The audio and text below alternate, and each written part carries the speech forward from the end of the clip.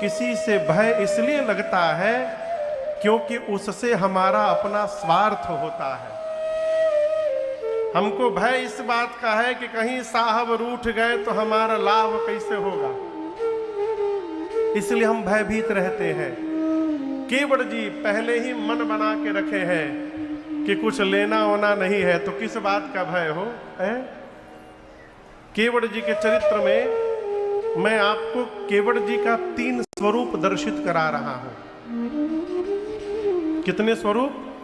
3। एक वो केवट जी जब राम जी गए हैं उस समय जो केवट जी थे, 2-2.5 घंटे बात करने के बाद जो केवट जी हैं, और तीसरे केवट जी भगवान को गंगा पार उतारने के बाद वाले केवट जी हैं। तो एक ही केवट जी, लेकिन तीनों स्वस्थान पर केवट जी की चेतना धीरे धीरे बदलती गई है। दर्शन करिए। राम जी जब पहुंचे केवट भैया के पास, तो केवट भैया ने क्या कहा? एही प्रतिपालो सब परिवार, नहीं जाना करो और केवट भैया कहते, प्रभु इसी नाव के भरोसे मेरे पूरे परिवार का पोषण हुआ करता है नाथ। आपको पार उतारूंगा, आप बदले में जो मुझे उतराई देंगे, उसी उतराई से शाम को रात्रि में घर में मेरे भोजन जाएगा।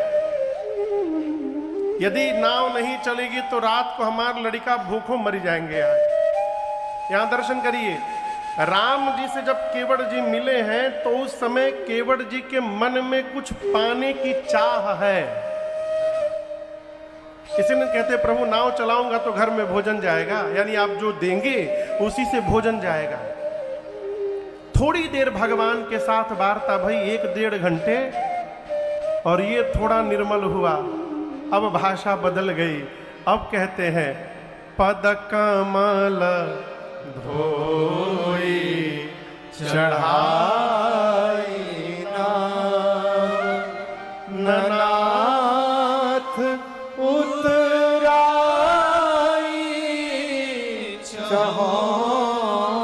अब केवट जी कह रहे हैं कि प्रभु पांव धोऊंगा, नाव पर चढ़ाऊंगा, गंगा के पार पहुंचाऊंगा और आपसे कुछ मांगूंगा नहीं मैं। इसका क्या अर्थ है? आप यदि देंगे तो हम ले लेंगे, नहीं देंगे तो हम मुंह खोलकर मांगने वाले नहीं हैं।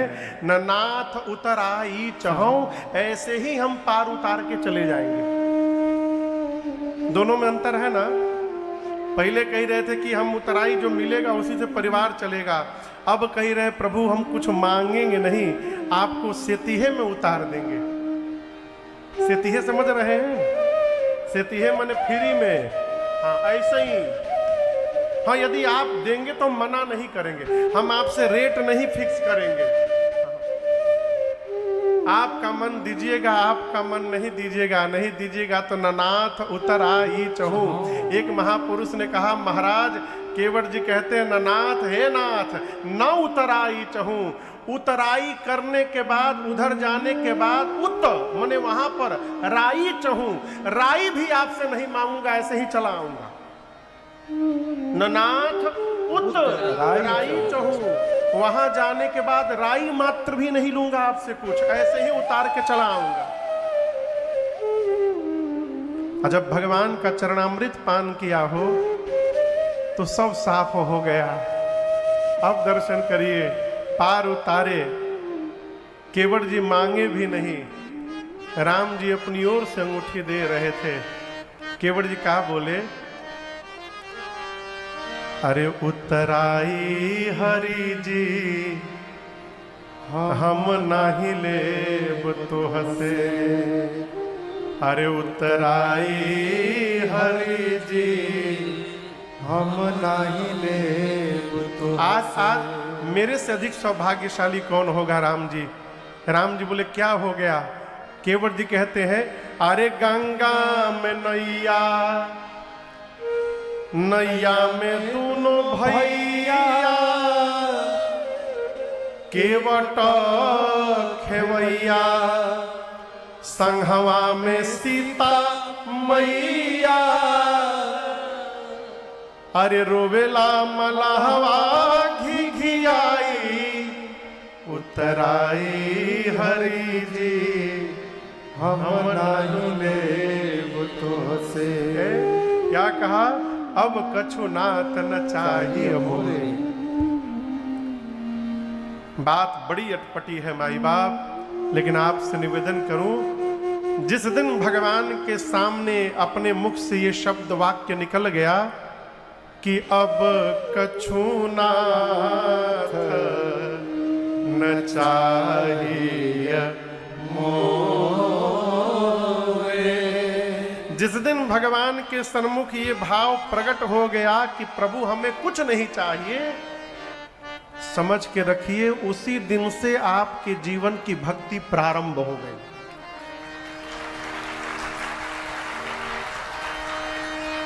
मैं यूं ही नहीं कह रहा हूं, एकदम प्रैक्टिकल वे में समझिएगा। हम यदि सवेरे 9 बजे आपके घरे आकर दरवाजा खटखटा के कहें कि दूध मिलेगा 1 गिलास, मेहमान आए हैं, चाय बनानी है, आप दे देंगे ना? देंगे ना आप लोग दूध? कहिए। बहुत बहुत धन्यवाद। दूसरे दिन फिर दरवाजा खटखटाएं, आज दूध है, चाय पत्ती खत्म, चाय पत्ती दे दीजिए कटोरी, दे देंगे? हाँ, अच्छा। तीसरे दिन चीनी मांगने चले आए तो भैया तो बोल रहे तीसरे दिन हाथ उठा दिए नहीं देंगे। 5 दिन दीजिएगा आप, 1 सप्ताह दीजिएगा, रोज रोज कितना भी प्रिय क्यों ना हो, यदि मांगने आने लगे तो आप उसको देखना पसंद नहीं करेंगे। बतिया समझ में आ रही है?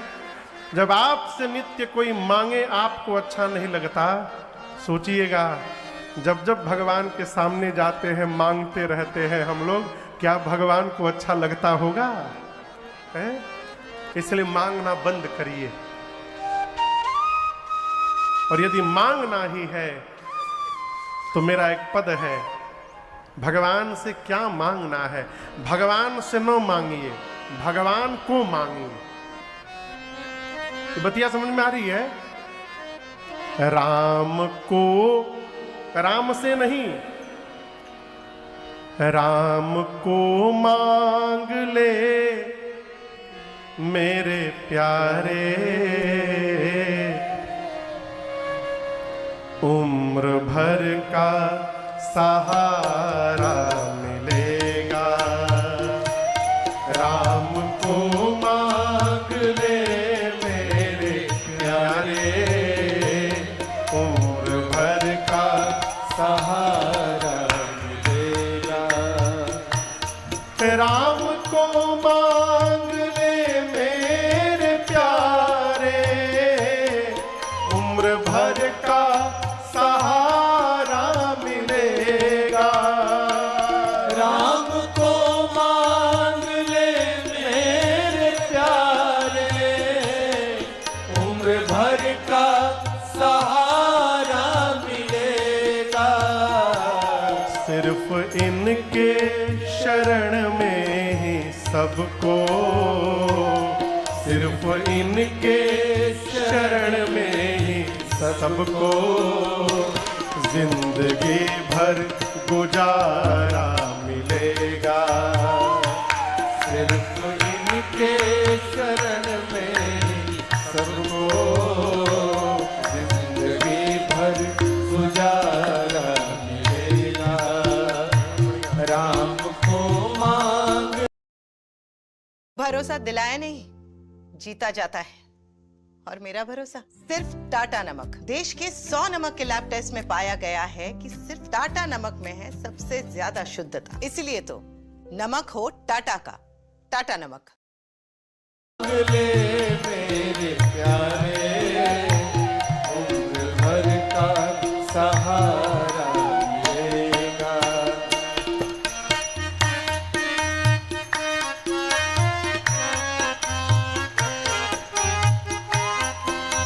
ध्यान से सुनिएगा। साधक कहता है, कितना तो हाथों से ले सकेगा, देने वाले की है लाख बाहें।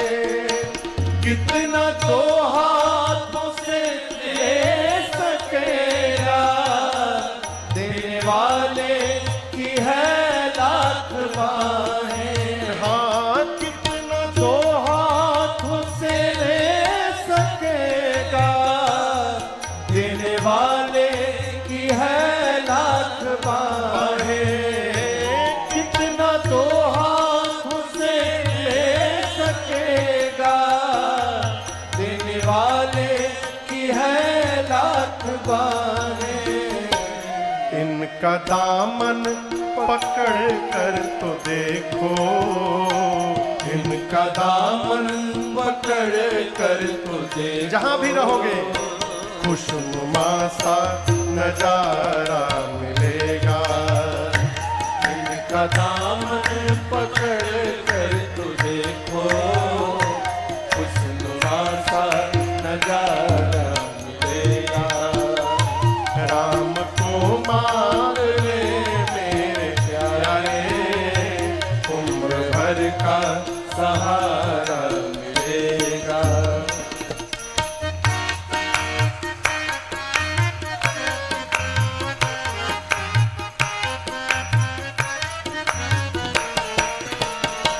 खुद को तन्हा समझता है क्यों तू, जर्रे जर्रे में है ये समाया। खुद को तन्हा समझता है क्यों तू, जर्रे जर्रे में है ये समाया।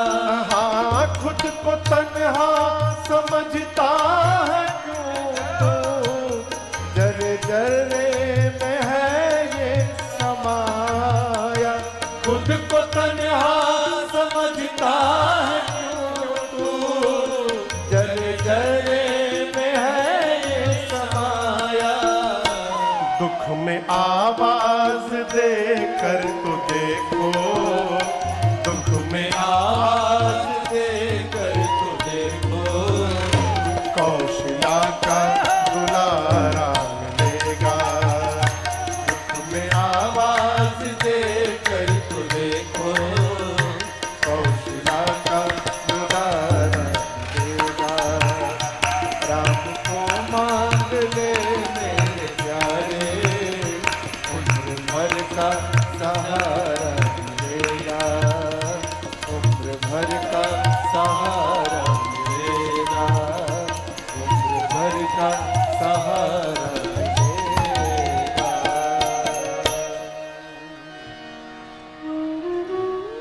सिर्फ इनके शरण में ही सबको जिंदगी भर गुजारा मिलेगा। मांग बंद हो जाए, ये प्रेम प्रियता की परिभाषा है। देखिए, हम जिसको प्रेम करते हैं उससे मांगते नहीं हैं। आप लोग हमको प्रेम करते हैं? आप लोग मुझे प्रेम करते हैं?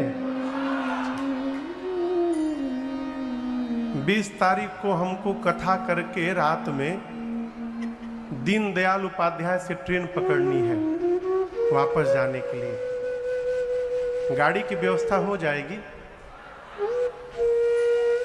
जो भाड़ा लगी हम दे दें।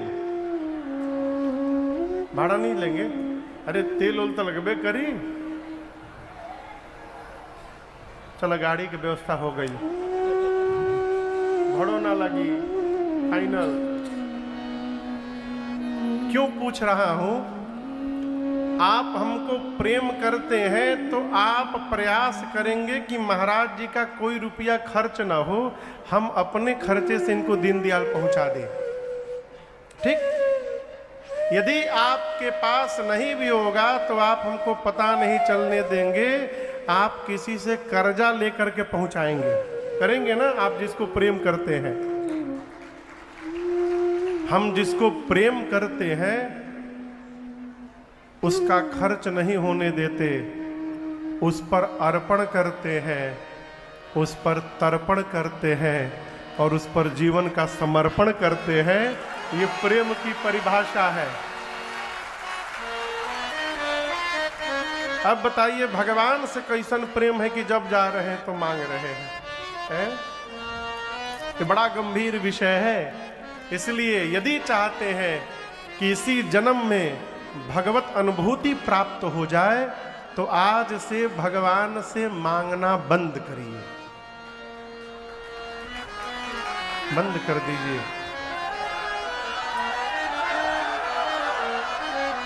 क्या करें महाराज? मांगे नहीं तो किसी भी स्थिति परिस्थिति में रहिए, अपने घर के ठाकुर द्वारी में जाकर अपने घर के भगवान पर देखिए। जिस मनुष्य को अपने ठाकुर द्वारी में भरोसा नहीं है उसको भगवान मंदिर में भी मिलने वाले नहीं है। जहां रहते हैं उस घर के भगवान में विश्वास रखने का स्वभाव बनाइए, अपने भगवान में है? यदि घर के ठाकुर जी में विश्वास हो गया ना तो मंदिर वाले सारे भगवान घरवे में प्रकट हो जाएंगे, अपने घर में है? इसलिए घर के ठाकुर द्वारी में जाकर रोज एक बात कहिए, क्या? तेरा शुक्रिया है, तेरा शुक्रिया है। क्यों? ये जायदाद दी है, ये औलाद दी है, मुसीबत में तुमने ही इमदाद की है। प्रभु, जब से जन्म लिया हूं तब से आज तक तेरा ही दिया मैंने खाया पिया है, इसलिए तेरा शुक्रिया है, तेरा शुक्रिया है। भगवान को धन्यवाद करिए। जब बार बार हम भगवान को धन्यवाद करेंगे ना तो फिर भगवान भी सोचेंगे ये जितना धन्यवाद दे रहा है उतनी तो मैंने इस पर कृपा ही नहीं की है। नहीं होगी तो बरस जाएगी। मैं आपको बताऊं, श्री धाम वृंदावन में एक महापुरुष थे, पंडित श्री ज्ञा प्रसाद जी। आज भी उनका स्थान है। सरकार हमारे पूज्य भागवताचार्य संत चरण श्री धाम वृंदावन से ही आए हैं। सरकार आप जानते होंगे पूज्य पंडित ज्ञा प्रसाद जी अद्भुत भगवान के भक्त हुए, विभूति हुए। आज भी उनका स्थान है। मैंने सुना है उनके विषय में महापुरुषों के मुख से कि वो भगवान की सेवा करते थे, ठाकुर जी से, अपने आश्रम के ठाकुर जी की सेवा करते थे और कभी कुछ कहते नहीं थे ठाकुर जी से, कभी कुछ नहीं कहते थे। एक दिन ब्रह्म बेला में सेवा हेतु मंदिर में गए। ये मैं आपको सत्य घटना बता रहा हूं, अभी बहुत दिन नहीं, मुश्किल से 50 वर्ष 60 वर्ष पहले की घटना सुना रहा हूं। अपने जब ठाकुर द्वारी में गए पंडित जी तो क्या देखते हैं कि जो भगवान का मूर्ति है, ठाकुर जी की मूर्ति में भगवान का मुख पीछे घूम गया। मुख भगवान का पीछे घूम गया था। मूर्ति है वो। पंडित जी जब देखे तो पांव में लौट गए, भगवान के सामने लगे विलाप करने, कहे प्रभु क्या मैं इतना बड़ा अधम हूं कि आप मेरा मुख भी नहीं देखना चाहते नाथ? तब भगवान के विग्रह से आवाज निकली, पंडित जी आप अधम नहीं हैं, मैं आपको मुंह दिखाने लायक नहीं रहा आज। क्यों? आपने इतनी मेरी सेवा की और मैं आज तक आपके लिए कुछ भी नहीं कर पाया, आपने कुछ कहा ही नहीं आज तक मुझसे। यह है सेवा। इसलिए भगवान की भक्ति प्रारंभ करना चाहते हैं जीवन में तो मांगना बंद करिए। क्यों?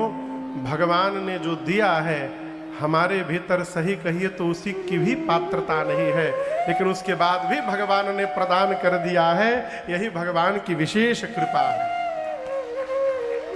केवट जी क्या बोले? कुछ नहीं चाहिए प्रभु। तो कल आपने सुना भगवान ने केवट भैया को अपनी भक्ति देकर के विदा कर दिया। राम जी आगे बढ़े। तीर्थराज प्रयाग में कल विश्राम हुआ। भरद्वाज जी से विदा लेकर भगवान चले। यमुना जी के किनारे से राम जी ने निषाद राजगुह को विदा किया है। और अब भगवान चलते चलते बाबा वाल्मीकि ऋषि के आश्रम पहुंचे। किनके आश्रम? वाल्मीकि। जोर से कहिए। भरद्वाज ऋषि के सद्गुरुदेव भगवान है वाल्मीकि ऋषि। अब यहां पर एक एक भाव श्रवण करिए। राम जी जब भरद्वाज जी के पास आए तो राम जी को भरद्वाज जी ने वाल्मीकि ऋषि के आश्रम की ओर भिजवाया, अपने गुरु जी के आश्रम की ओर। लेकिन भरत जी जब अयोध्या से चलकर भरद्वाज जी के पास आए तो भरद्वाज जी ने भरत भैया को वाल्मीकि ऋषि के आश्रम की ओर नहीं भेजा। कहां भेजा? सीधे चित्रकूट की ओर भेज दिया। भैया एक दिन मैं सोच रहा था इस प्रसंग पर कि राम जी को भरद्वाज जी ने वाल्मीकि ऋषि की ओर क्यों भेजा। तो जो भाव निकला मैं आपको सुनाऊं। वाल्मीकि ऋषि भरद्वाज जी के सद्गुरुदेव भगवान हैं। ये प्रसंग कहता है कि घर में जीवन में कोई विशेष पुरुष अवस्था आ जाए तो स्वयं उनका अभिवादन करके और अपने श्रेष्ठ के पास मिलवाना चाहिए, स्वयं उनसे नहीं उलझना चाहिए। कई लोग आपन जान पहचान बनावे के चक्कर में गुरु जी सोए हैं तब तक आपन विजिटिंग कार्ड निकाल के दे दिया। चेला ऑफ द गुरु जी। हम राम कथा करते हैं, हमारा नंबर है, ये व्हाट्सएप नंबर करिएगा, फ्री में बांट देंगे हम। गुरु जी सोए हैं तब तक आपन मार्केटिंग चालू है। ये जीवन नहीं है। कोई विशिष्ट व्यक्तित्व आवे तो अपने घर के श्रेष्ठ से उनका मिलन कराना चाहिए और उन दोनों का संवाद कराना चाहिए। इसलिए भरद्वाज जी ने राम जी पूछे, नाथ कही हम के ही मग जाएं। राम जी भरद्वाज जी से बोले, प्रभु हम किस मार्ग में जाएं? अच्छा, हम आपसे यदि पूछे हम किस रास्ते जाएं? ये जो सड़क है सामने पंडाल की सड़कें हैं ना, हम आपसे पूछे कि हम सड़क पर से बाएं जाए कि दाएं जाए, आप क्या बोलिएगा? बोलिए बोलिए। कहे दाएं नहीं जा सकते हैं? कैसे मालूम कि हमको बाएं जाना है? हमारे निवास में नहीं खे जाए के। अब बोलिए, हमको सड़क पर से बाएं जाना है कि दाएं? आप में से कोई इस प्रश्न का उत्तर नहीं दे सकता। कब तक? जब तक आपको ये नहीं पता होगा कि मुझे कहां जाना है। आप समझ रहे मेरी बात को? जब आपको ये पता चल जाएगा कि हमको कहां जाना है, तब आप बता सकते बाएं जाइए कि दाएं। राम जी ये नहीं बोले कहां जाना है, राम जी सीधे बोले, नाथ कहिया हम के ही मग जाए। हे प्रभु कहिए हम किस मार्ग में जाएं? भरद्वाज जी फंस गए। अब क्या बोले? तो भरद्वाज जी दिमाग लगा दिए। भरद्वाज जी मुस्कुरा कर बोले, प्रभु आपके लिए तो सारे रास्ते सुगम हैं, आप जिस रास्ते पे चले जाएंगे वो सुगम मार्ग हो जाएगा। राम जी बोले, हम ये नहीं पूछ रहे हैं, हमको बताइए हम किस रास्ते पर जाएं। अब मजे की बात देखिए, राम जी के साथ में कौन कौन है? बोलिए। लक्ष्मण भैया और सीता मैया और अरे राम मौर्य को रहे का निषाद राजगुह। कौन है? निषाद राजगुह। इसलिए राम जी के साथ है कि राम जी से कहे थे, प्रभु हमको साथ में रख लीजिए, ये सारा रास्ता हमारा बन का देखा हुआ है, आप जहां तक कहिएगा हम चलेंगे, आपके लिए कुटिया बनवा करके आएंगे।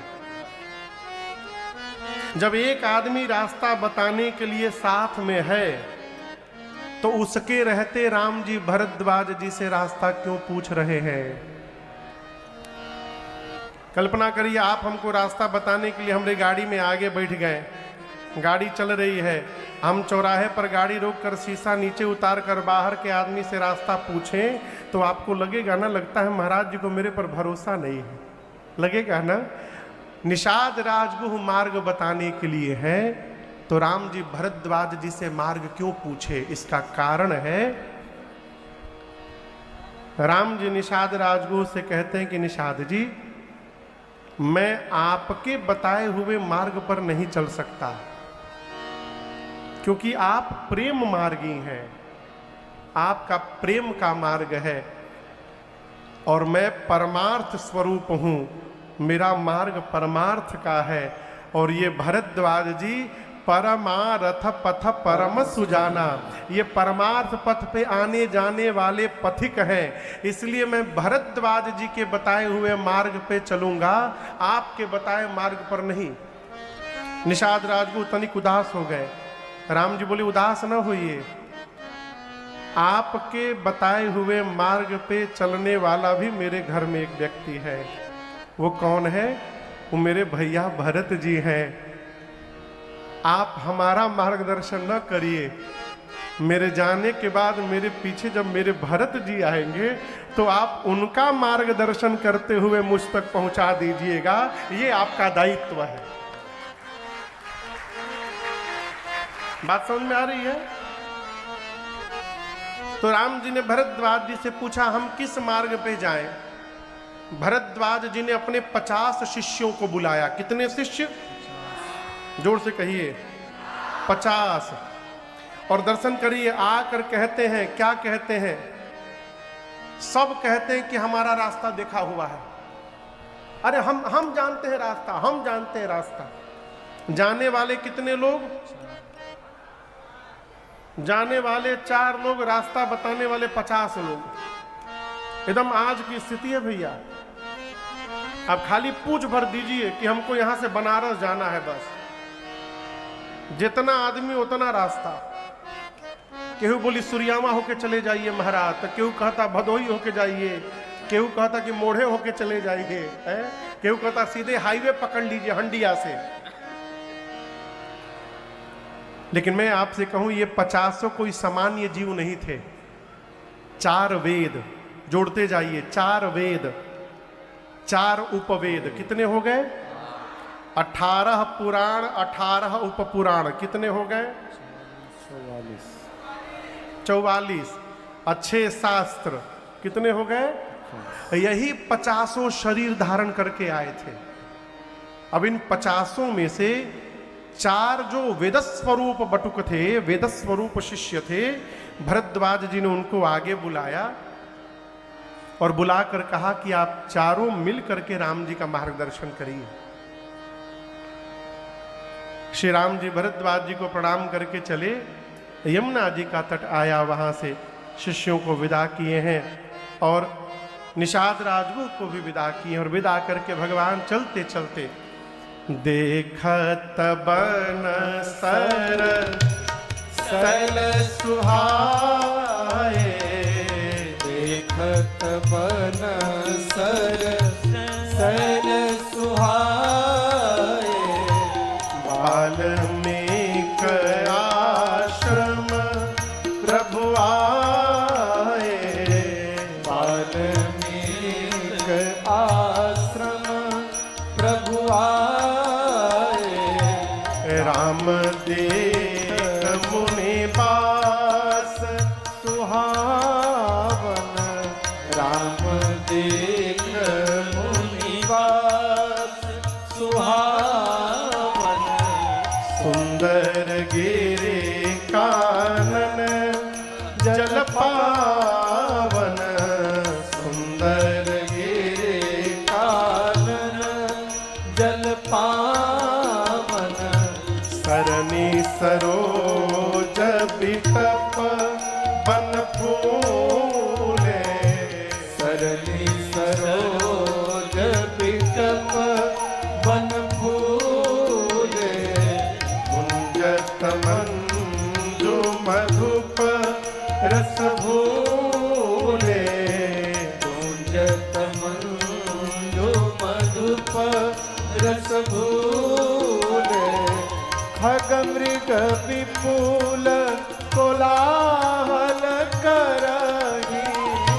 खग मृग विपुल कोलाहल करहि विरहित बैर मुदित मन चरहि विरहित बैर मुदित मन चरहि विरहित बैर मुदित मन चरहि विरहित बैर मुदित मन चरहि।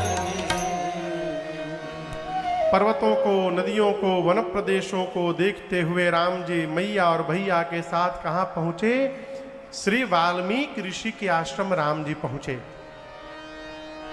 और यहां दर्शन करिए, राम जी वाल्मीकि ऋषि का पहले आश्रम देखे। क्या देखे?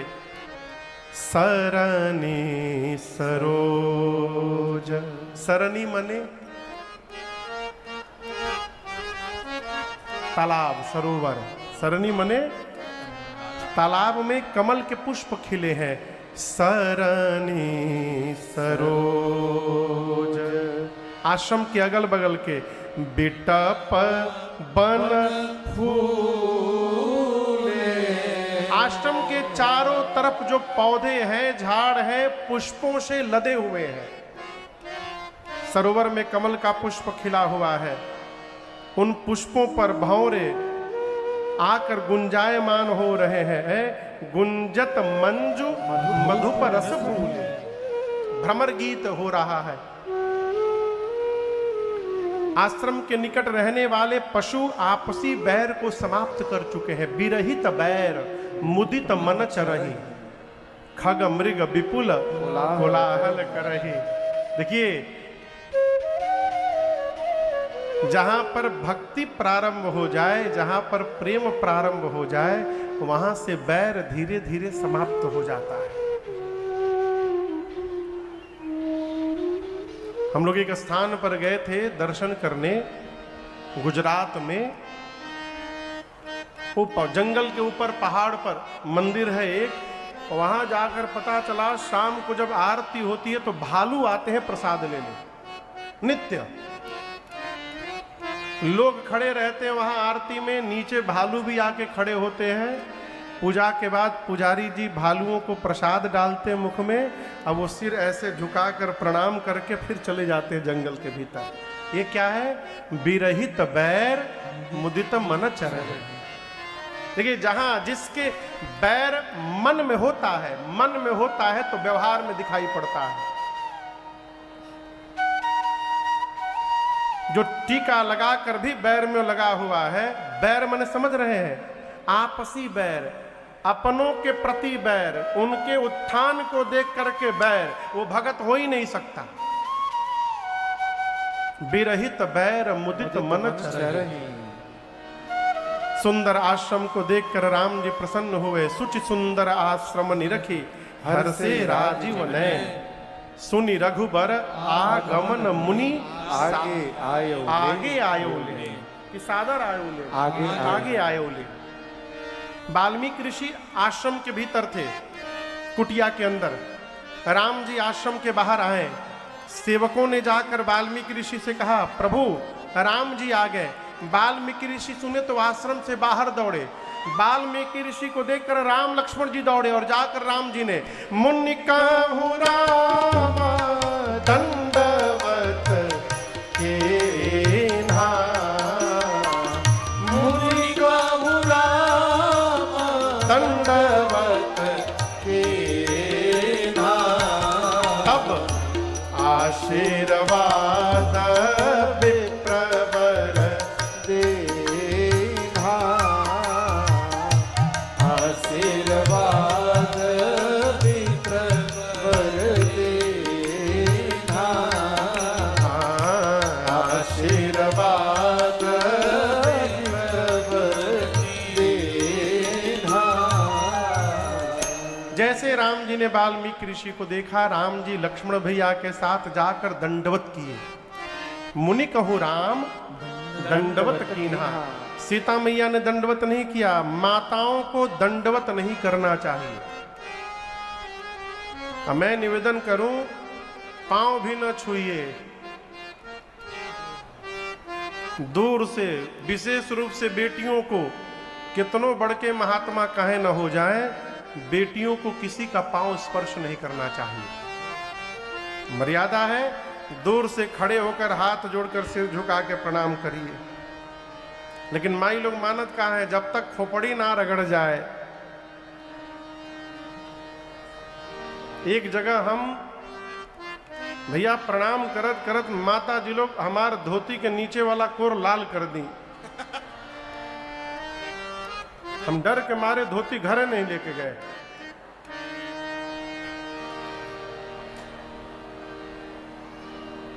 इसलिए मेरी प्रार्थना है, तो विनोद की बात है, मेरी प्रार्थना है, माताओं को लोटना कदापि नहीं चाहिए। देखा देखी, दूर से कोई भी महात्मा हो, सिर झुका करके ऐसे प्रणाम करिए। हाँ, होत का है, जो काम पुरुषों को करना चाहिए वो माई लोग करत है, आदमी लोग नहीं लोटत है। आदमी लोग तो महाराज हो ही गया कहो। अरे एक तो आदमी अभी 1 साल पहले हमार पेटवे पकड़ के प्रणाम कर लिया, पेटवा छू के। हमके कहा हो पेटवे आशीर्वाद दी, पेट आशीर्वाद दी तो मुश्किल में पड़ जीवा।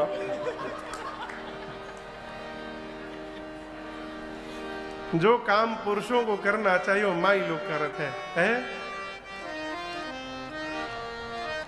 लेकिन मैं आपको एक बात बताऊं, भदोही में आकर एक दृश्य मैंने जो देखा, हम लोग यही काम है, तजी हरि भजन काज नहीं दूजा। हम लोग जहां जहां भी कथा गाते भी, भैया हमारे प्रेम भैया कथा कराए बोकारो में, इसी तरह वहां भी विशाल स्वरूप था, अपार भीड़ थी वहां भी। तो जो माताओं का पक्ष है ये तो भर ही जाता था, और इसको भरने के बाद पुरुषों में भी आधा माताएं ही बैठी रहती थी। और ये प्रायः सब जगह रहता है ऐसे ही, पुरुषों से अधिक माताएं आती हैं। लेकिन भदोही में हम आपको प्रणाम करते हैं, यहाँ पुरुष भी कमजोर नहीं है, दबाए पड़े हैं एकदम। शुरुआत के तो 2 दिन में मुझे देखकर बड़ा आनंद आया। मैंने कहा नहीं आप लोगों से, माताओं से अधिक संख्या पुरुषों की थी कथा में। ये बहुत अच्छी बात। इसका मतलब हम आप लोगों को कमजोर नहीं बना रहे। राम जी ने श्री वाल्मीकि ऋषि के चरणों में दंडवत किया है। मुनि काहू राम दंडवत कीन्हा। 2 दिन पहले आपसे कहा था, मैंने निवेदन किया था कथा के प्रसंग में, सामने वाला हमें क्या समझ रहा है समझने दीजिए, अपने को देखिए हम क्या है। राम जी जानते हैं कि वाल्मीकि ऋषि ये भी जानते हैं कि मैं भगवान हूं, लेकिन उसके बाद भी राम जी ने मुनि स्वरूप का दर्शन करके दंडवत किया। अस्तु वाल्मीकि ऋषि ने आशीर्वाद दिया राम जी को, लेकर गए आश्रम में, कंदमूल फल ला कर दिया। सिय सौमित्र राम फल खाए, पहले माँ खाई, फिर लक्ष्मण जी खाए, फिर राम जी खाए। उसके बाद वाल्मीकि जी ने राम जी को और माँ के लिए थोड़ा विश्राम करने के लिए स्थान प्रदान किया। मैया के साथ प्रभु थोड़ी देर विश्राम करते हैं। विश्राम करने के बाद राम जी उठे और वाल्मीकि ऋषि के पास जाकर के बैठ गए। अब यहां से राम जी और वाल्मीकि ऋषि जी के बीच में वार्ता प्रारंभ होती है। वाल्मीकि ऋषि ने कहा, राम आप वन में क्यों आए हैं? राम जी ने कहा, मुनिवर तुम त्रिकाल दर्शे मुनि नाथा,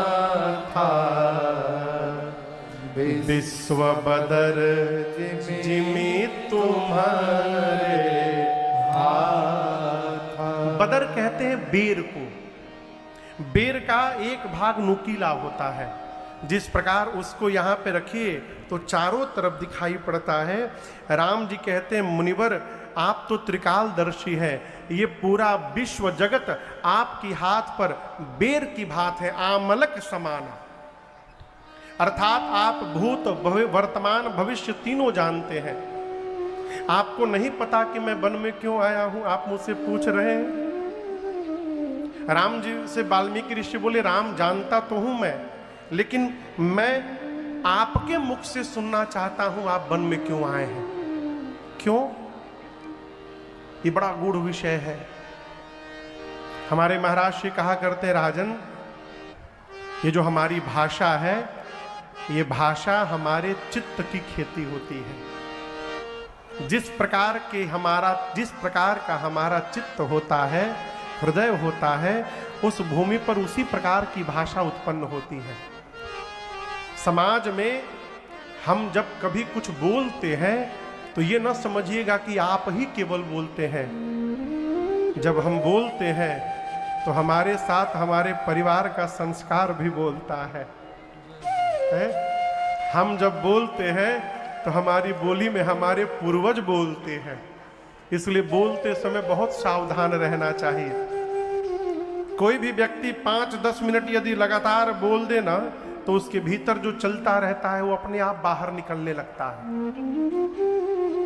तो वाल्मीकि ऋषि ये जानना चाहते हैं कि इस पूरे घटनाक्रम में राम जी इसको किस रूप में देख रहे हैं। तो पूछे, राम जी आप वन में क्यों आए हैं? राम जी बोले, मुनिवर मेरे आने के कई कारण हैं। वाल्मीकि ऋषि ने कहा, एक दो हमको बता दीजिए। राम जी कहते हैं, तात बचन पुनिमा तुहित, भाई भरत अस मो कहूँ दरस तुम्हार प्रभु, सब मम पुण्य प्रभा। राम जी कहते, प्रभु मेरे वन में आने का सबसे पहला कारण है पिताजी के वचन की रक्षा करने के लिए, तात वचन। दूसरा कारण है मेरी माँ का हित हो जाए, माँ तो हित। तीसरा कारण है मेरा भरत राजा बन जाए। चौथा कारण है अयोध्या की प्रजा को भरत जैसा साधु राजा मिल जाए। देखिए ना, मेरी माँ कैकेयी ने सबका भला कर दिया मुनिवर। वाल्मीकि ऋषि बोले, सबका भला तो हो गया राम जी, लेकिन आपका, आप तो वन में दर दर भटक रहे हैं, आपका क्या हुआ? राम जी बोले, मेरी माँ ने जितना भला मेरा किया है उतना भला किसी का नहीं किया मुनिवर। यदि मैं वन में नहीं आता तो आज राम को आपके श्री चरणों का दर्शन कैसे प्राप्त होता मुनिवर। यही मेरे जीवन का सौभाग्य है। मो कहूँ दरस तुम्हार प्रभु, सब मम पुण्य प्रभा। ये प्रसंग कहता है कि जिस जीवन के किसी भी परिस्थिति को यदि हम सकारात्मक रूप में देखने का स्वभाव बना ले तो हमको कभी दुख हो ही नहीं सकता। बतिया समझ रहे हैं आप? इसलिए हर परिस्थिति को सकारात्मक रूप में लीजिए, कभी दुख नहीं होगा, हमेशा आनंद में बने रहेंगे। राम जी कहते, मुनिवर अब जह राउर आयस होई, आप जो आज्ञा देंगे वहीं पर मैं कुटिया बनाकर कुछ दिन रहना चाहता हूं। लेकिन आपसे निवेदन है, ऐसा स्थान बताइएगा जहां मेरे रहने से किसी मुनि को कष्ट ना हो। जंगल में तो मुनि लोग रहेंगे ना, तो राम जी बोले हमको भी जंगल में ही रहना, तो किसी मुनि को कष्ट ना हो जाए, ऐसा स्थान बताइएगा। राम जी ऐसा क्यों बोले? राम जी को लगा हम रहने के लिए स्थान पूछ रहे हैं, कहीं वाल्मीकि ऋषि आपन कोनो चेला की कुटिया खाली करा दे। आप उनके साथ शेयर करके रहिए, अब इस कुटिया में राम जी रहेंगे। तो गुरु जी के कहने से चेला महाराज तो कुटिया खाली कर देंगे, लेकिन मने मन भुनभुनाएंगे। भुनभुनाना समझ रहे हैं? हाँ, मन ही मन भुनभुनाएंगे, कहां से आ गए, हमार घर लेके चले गए। तो राम जी कहते हैं इतना भी किसी मुनि को कष्ट न हो मुनिवर। क्यों?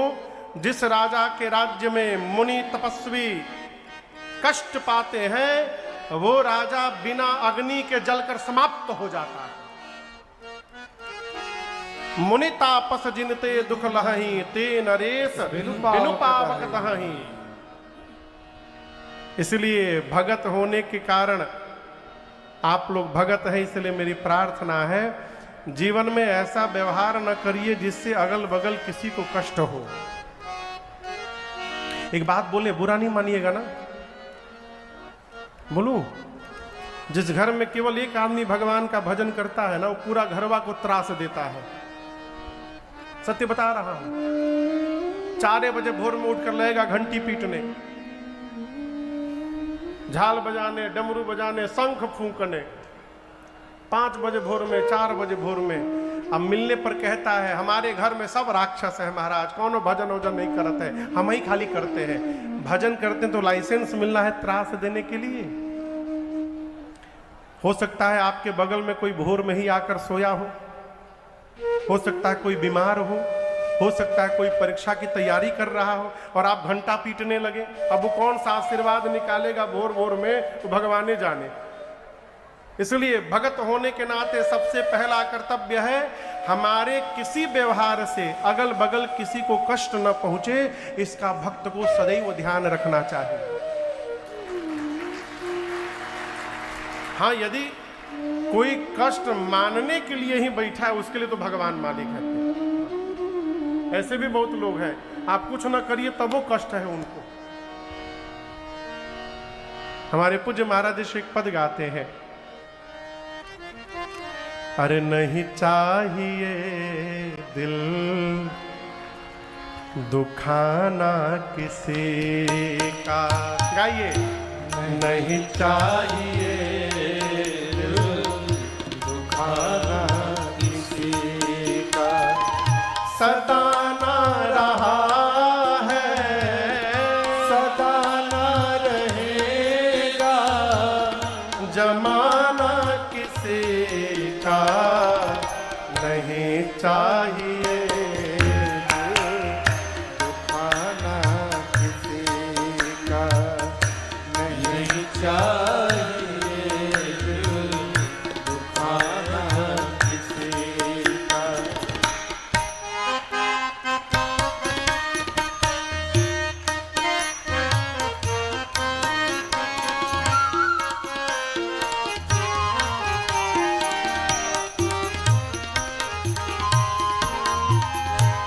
आएगा बुलावा तो जाना पड़ेगा, सर तुझको आखिर में झुकाना पड़ेगा। आएगा बुलावा तो जाना पड़ेगा, सर तुझको आखिर में झुकाना पड़ेगा। वहाँ ना चलेगा, वहाँ ना चलेगा, बहाना किसी का नहीं चाहिए, बहाना किसी का नहीं चाहिए, बहाना किसी का।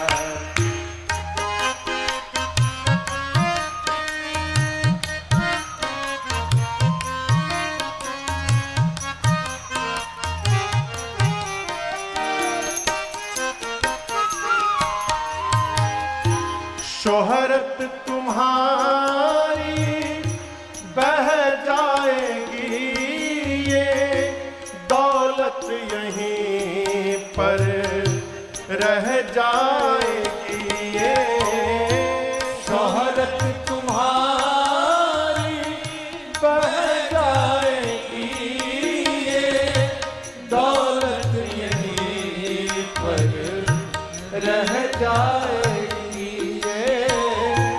नहीं साथ जाता, नहीं साथ जाता, खजाना किसी का नहीं चाहिए, खाना किसी का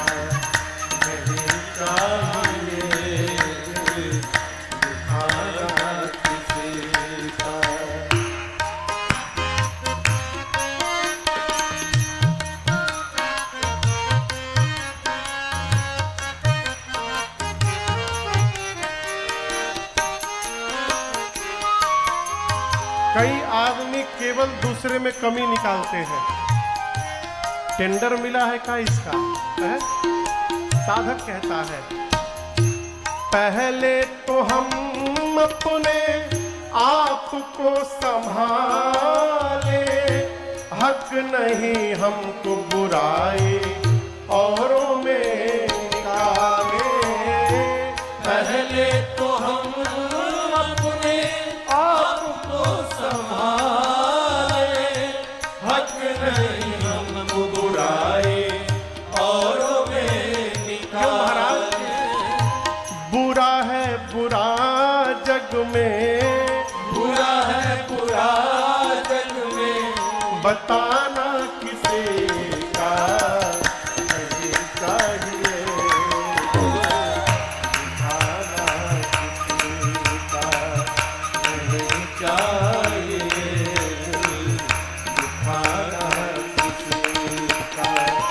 सदा ना रहा है, सदा ना रहेगा, जमाना किसी का नहीं चाहिए, दिखाना किसी का नहीं चाहिए, दिखाना किसी का, दिखाना किसी का, दिखाना किसी का।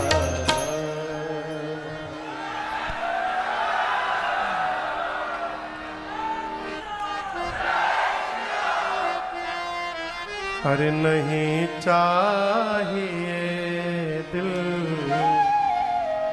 दुखाना किसी का। राम जी कहते हैं ऐसा स्थान बताइएगा जहां मेरे रहने से किसी को कष्ट न हो। बास करो कछु काल कृपाला, तह रचि रुचिर परम तृणशाला, परन तृणशाला। परन परम नहीं है, परन परन यानी पर्ण कुटी। आप कहिएगा जहां पर वहां पर हाथ से पर्ण कुटी बनाकर कुछ दिन मैं विश्राम करना चाहता हूं। राम जी की ये बात सुनते वाल्मीकि ऋषि के मुख से निकला साधु वचन साधु वचन साधु वचन, साधु साधु बोले मुनि ज्ञानी। राम जी आप ऐसा नहीं कहेंगे तो कौन कहेगा, लेकिन आप कहिए आपके रहने से किसी को कष्ट होगा भला? मैं आपको जानता नहीं हूं कि आप कौन है। वाल्मीकि जी की बात सुनकर राम जी बोले आप मुझे जानते हैं। वाल्मीकि ऋषि बोले केवल आपको नहीं जानते राम जी, हम सीता जी और लक्ष्मण जी को भी जानते हैं कौन है। राम जी बोले कौन है? वाल्मीकि ऋषि कहते हैं आप श्रुति से तु पालक राम तुम जगदीश माया जानकी, श्रुति से तु पालक राम तुम जगदीश माया जानती, जो सृजति जग पालती हरती, रुख पाई कृपा निधान की, जो सृजति जग पालती दुख पाई कृपा निधान की, जो सहस शीस अहि समहि धरुला घन सचराचर धनी, जो सहस शीस अहि समयी धरुला खान सचराचर धनी, सुर का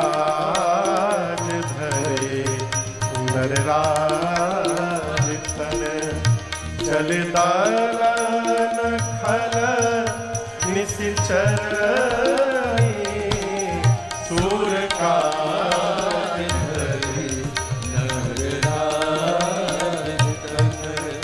चल दलन फल निश्चर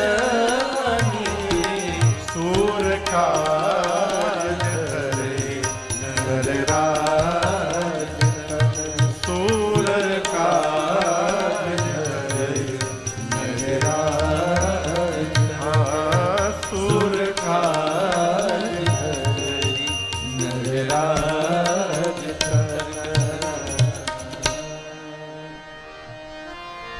वाल्मीकि ऋषि कहते राम जी आप श्रुति से तो श्रुति यानी वेद, आप वेद की मर्यादा रूपी पुल के आप पालक हैं, मर्यादा के वेद की मर्यादा के आप रक्षक हैं। क्यों राम तुम जगदीश, हे राम जी आप जगदीश हैं। और आपकी जो माया सीता जी है माया जानकी, ये सीता जी आपकी माया है। और राम जी मैं भी जानता हूं ये सीता जी ही आपके रुख को देखकर इस सृष्टि को जन्म देती हैं, पालन करती हैं और उसका विलय करती हैं। ये जो आपके भाई साहब हैं सहस्त्र शीर्ष वाले शेष नारायण के अवतार हैं लक्ष्मण जी। और मैं ये भी जानता हूं आप तीनों मनुष्य का रूप धारण करके धरती पर दानवों का दमन करने के लिए आप तीनों मनुष्य रूप में लीला करने यहाँ आए हैं राम जी। मैं आप लोग के बारे में सब जानता हूं। राम जी बोले आप तो सब जानते हैं। अब ये बात बड़ी अद्भुत। वाल्मीकि ऋषि कहते प्रभु जग पेखन, पेखन मने पेखन, पेखन पेखन मने दृश्य, पेखन मने दृश्य। ये जगत क्या है? एक दृश्य है। जग पेखन तुम देखन हारे। प्रभु ये जगत दृश्य है और आप ही उस दृश्य को देखने वाले हैं और आप के ही इशारा पर विधि हरि शंभु नचावन। आप ही ब्रह्मा विष्णु और शंकर जी को नचाते हैं राम जी आप। और मैं एक बात कहूं, जिन ब्रह्मा शंकर विष्णु को आप नचाते हैं तेऊ न जाने मरम तुम्हारा। वो ब्रह्मा विष्णु महेश भी राम जी आपके मरम को नहीं जानते। तेऊ न जाने मरम तुम्हारा। अब ये सुन के लक्ष्मण जी और बेचैन हो गए, कहें भैया अब हमको बोलने दीजिए। 3 दिन पहले वो केवट मिले थे, कही रहे थे मरम जान गए। आज ही बाबा जी मिले कही रहे मरम जान गए। जो मिल रहा हमसे मेरे सामने कही रहा मरम जान गए। हम बचपन से आपके साथ जन्मे हैं, आज तक हम कुछ नहीं जान पाए। ये चल क्या रहा है? राम जी बोले वाल्मीकि लक्ष्मण जी से, इनसे ही सीधे पूछिए ये कैसे जान गए। लक्ष्मण जी बोले आप कैसे मरम जान गए? वाल्मीकि जी बोले ये बात बड़ी अद्भुत है। देखिए मैं आपसे बड़ी गंभीरता से एक बात कहने जा रहा हूं, बुरा लगे तो क्षमा करिएगा। जो भी व्यक्ति, यदि कोई व्यक्ति आपसे कही रहा है महापुरुष महात्मा को छोड़ करके, यदि कोई व्यक्ति कोई संस्था, आजकल बहुत संस्थाएं ऐसी खुल गई हैं जो कहती हैं आओ हमको ज्वाइन कर लीजिए, 5,000 रुपया महीना फीस है, आइए हम ध्यान लगवा देंगे। बहुत सारी संस्थाएं हैं, ध्यान लगा दे, वहां जाते ध्यान लग जाता है। हमारे कलकत्ता में एक परिचित है, जब मैं अपनी फैक्ट्री संभालता था, अपना बिजनेस देखता था, तो उस समय एक हमारे पार्टी थे, उनसे मेरा लेन देन होता था, सप्लाई होता था। तो मैं उनके यहाँ ऑफिस में कभी कभी जाता था, मैं नाम नहीं लूँगा उनका, हो सकता कहीं सुन ले वो। तो मैं उनके ऑफिस में कभी जाता था तो हमको बहुत प्रेम करते थे, बिठा लेते थे, खूब बतियाते थे। अब मैं सुनता रहता था, उनको बोलने की बीमारी थी, मैं चुपचाप सुनता रहता था। तो उस समय उनका वजन कम से कम 150 किलो का था, इतने मोटे थे, भयंकर। तो हमसे बोलते थे, राजन जानते हो, सुबह हम ध्यान में बैठे थे राजन, ध्यान लगा हमको, ध्यान लगते हम अचानक आंख खुला तो हम देखे धरती से 1 फुट ऊपर उठ गए हैं। अब मैं जब वो बोलते थे तो उनका साइज देखता था, बोले इतना भारी आदमी 1 फुट कैसे उठ गया होगा हवा में बिना कोनो लिफ्ट के। तब मुझे इतनी जानकारी कुछ थी नहीं, मैं मान लेता था हाँ सही में ध्यान लगता होगा तो ऊपर उठ, हल्के होके ऊपर उठ जाते होंगे। फिर एक दिन मैं बोलने वाला था कि अंकल ज्यादा ध्यान न करिए, क्योंकि ध्यान करते आप हल्के हो जा रहे हैं, ऊपर उठ जा रहे हैं, कहीं ये तनो हल्का ना हो जाए कि सीधे ऊपरे चले जाइए। लेकिन हम बोले नहीं, हम चुप रह गए। लेकिन अब समझ में आ रहा है कि कौन किसको कितना ध्यान लग रहा है?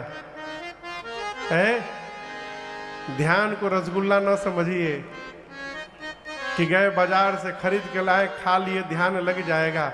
आदमी अखियां बंद करके बैठ जाने को लगता है ध्यान लग गया है, ध्यान लगा लिया, हम ध्यान लगा लिए।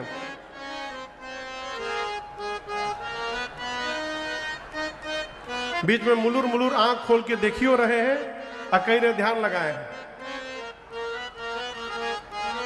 10 मिनट पालथी मार कर जो एक आसन पर नहीं बैठ पा रहा है, 10 मिनट केवल वो ध्यान की बात कर रहा है कि हम ध्यान लगा लेते हैं। ध्यान इतना सरल नहीं है? जो भी आपसे कही रहा है कि आओ आओ हम भगवान को जन्मा देंगे, हमको फीस दीजिए, हम भगवान को जन्मा देंगे, तुरंत भागिए वहां से। क्यों? ठगने के लिए बुलाया जा रहा है। मैं बहुत गंभीरता से कह रहा हूं ये बात। क्यों? मानस में वाल्मीकि ऋषि कहते हैं पूजा करके, सरकार गलत बोलूं तो कहिएगा, आप भगवताचार्य हैं, विद्वान महापुरुष हैं, पूजा करके, पोथी पढ़ करके, सत्संग करके, यज्ञ करके, किसी भी साधन को करने के बाद भी राजन हो चाहे आप, हम भगवान को जानने वाले नहीं हैं। हम भगवान को जान ही नहीं सकते। लक्ष्मण जी बोले जब किसी प्रकार नहीं जान सकते वाल्मीकि ऋषि, तो आप कैसे जान गए?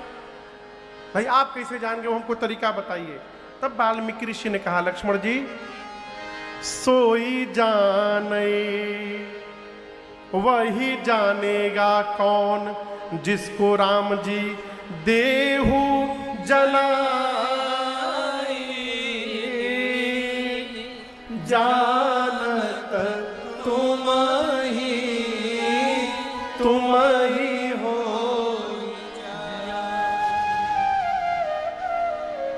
देखिए क्या है, जानत तुम ही, देख के पढ़ा,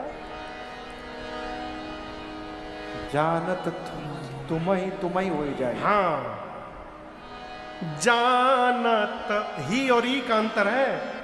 जानत तुम ही हो जाए, ही और ई में बड़ा अंतर है। वाल्मीकि से कहते हैं प्रभु सोई जान नहीं वही आपको जानेगा कौन, जही देहु जनाई। राम जी आप जिसको अपने बारे में जनवाना चाहेंगे वो भले LLPP हो। LLPP समझते हैं? लिख लोढ़ा पढ़ पत्थर, ये सब डिग्री है गांव के। LLPP, GGMP, घींच घांच के मैट्रिक पास। हमारे गांव के बगल में भैया के ब्याह हो गया। लड़की वालों को पता चला लड़कवा GFO है। क्या है? GFO, बहुत बड़ा अधिकारी है GFO के नाम पे ब्याह हो गया। ब्याह के बाद लड़की ससुराल गई। 1 सप्ताह बीता, 10 दिन बीता, 15 दिन बीता, 1 महीना बीता। अब वो लड़का घर से कहीं जा ही नहीं रहा है बाहर। अब बेचारी बिटिया परेशान की GFO है तो बाहर कहीं नहीं जा रहे ऑफिस अपने। तो एक दिन अपने बाबूजी को फोन की, बाबूजी ये तो कहीं जा ही नहीं रहे, घर ही बैठे रहते दिन भर। कुछ करते भी नहीं है। अब लड़की के बाप को टेंशन हुआ, बहू के बाप को, वो बेचारे आए तो संयोग बस दमादे मिल गए बाहर। अरे बाबूजी आगे आगे चलिए चलिए, बिठाएं, पानी उनी पिलाएं। बात बात में और बाबू कैसे हैं, घर में सब ठीक है। बात बात में पिता ने पूछा जाएंगे कब बाबू? बोले कहाँ? तो अरे आप जीएफओ है ना? बोला हाँ तो आप भी हूं। तो जाएंगे नहीं? बोले कहाँ जाएंगे? तो जीएफओ है तो बाहर नहीं जाएंगे। बोले जीएफओ के लिए बाहर जाने की क्या आवश्यकता है, हम जीएफओ आज भी हैं। अब लड़की के बाप का दिमाग टेंशन में आया, पूछे जीएफओ मने होता क्या है? बोले गोबर फेंक ऑफिसर। हम रोज सवेरे गोबर फेंक देते हैं सब। राम जी कही रहे हैं, वाल्मीकि ऋषि, यदि भगवान जिसको अपने बारे में जनवाना चाहे तो जीएफओ भले क्यों ना हो, वो भी भगवान को जान जाएगा। लेकिन पीएचडी करने के बाद भी राजन भगवान को जानने वाले नहीं है। हम पीएचडी किए नहीं, एक बात बता रहे हैं। अपने साधन से भगवान को जाना नहीं जा सकता है। अब यहां एक दूसरा प्रश्न उठता है कि भगवान किसको जन्माते हैं? यदि भगवान ही जन्माएंगे तो भगवान हमको काहे नहीं जन्माएंगे? प्रश्न है ना।